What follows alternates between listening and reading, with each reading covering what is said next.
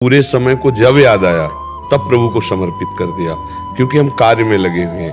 अच्छा, जब हमारा आंतरिक चिंतन यह है कि हमारा चिंतन लगा रहे, प्रभु से जुड़ा रहे, तो इतना समय नहीं जाएगा, आपको याद आ जाएगा राधा राधा।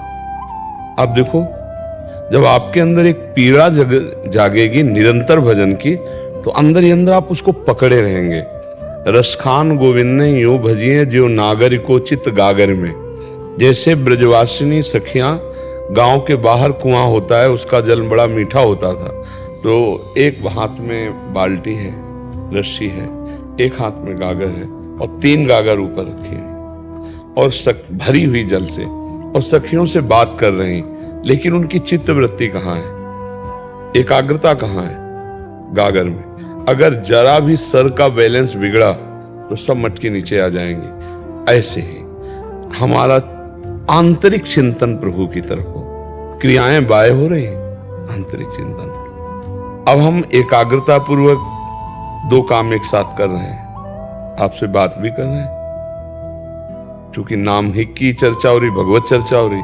लेकिन अगर हम सांसारिक भी बात करें, हमारे दिमाग में बसा हुआ है कि मुझे नाम छोड़ना नहीं, वो दिमाग में राधा राधा, अंदर वो दिमाग में चल रहा है। तो हमारे अंदर एक पीड़ा होनी चाहिए, तद विस्मरणेन परम व्याकुलते थे। प्रभु की याद ना भूलें, अगर याद भूलें तो व्याकुलता आ जाए। तो याद कई तरह से, ये प्रभु के लिए कार्य कर रहे हैं, बीच बीच में राधा राधा बोल दिया, यत करोषि, जो कर रहे हैं वो प्रभु को समर्पित कर दिया, वो भजन माना जाता है। फिर एक जब कर्ता भाव लीन हो जाता है, तब स्वयं भजन होता है। उस समय क्रियाएं होती रहती है, भजन चलता रहता है। अभी कर्ता भाव युक्त है, इसलिए समस्या लग रही है, तो उस कर्म को भी भगवान को समर्पित कर दो।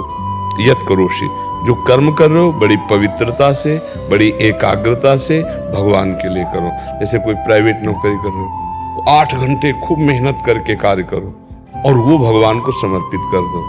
जो पैसा मिलेगा उससे परिवार शरीर का पोषण होगा, वो भी भगवान के लिए ही है। वो महाभागवत कहा जाता है, जिसकी हर चेष्टा भगवान के लिए होती है। चाहे संतान उत्पत्ति क्रिया हो, चाहे वो आरती पूजा हो, वो दोनों भगवान की पूजा हो जाती है जब हम भगवान की आज्ञा का पालन करने के लिए करते हैं। तो ऐसे हमारे अंदर एक पीड़ा होनी चाहिए स्मरण की।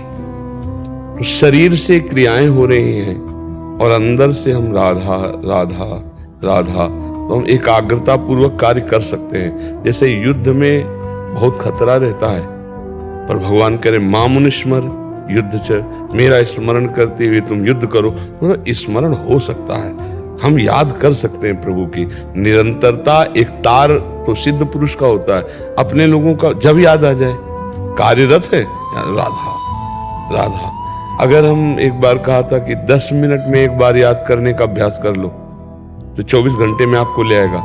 चलो 10 मिनट हम किसी कार्य में एकाग्र हैं, फिर जैसे सांस लिए ऐसे राधा, फिर 10 मिनट के लिए हम एकाग्रता फिर राधा। आप देख लो, इससे लाभ आपको प्राप्त होगा। जो करो वो प्रभु को समर्पित करो, बीच बीच में नाम जप करते रहो, भाव करो कि हे नाथ, जितना स्मरण बनता है, जितना कर्म बनता है, वो सब आपको समर्पित करते हैं और इसका फल चाहते हैं अखंड स्मृति।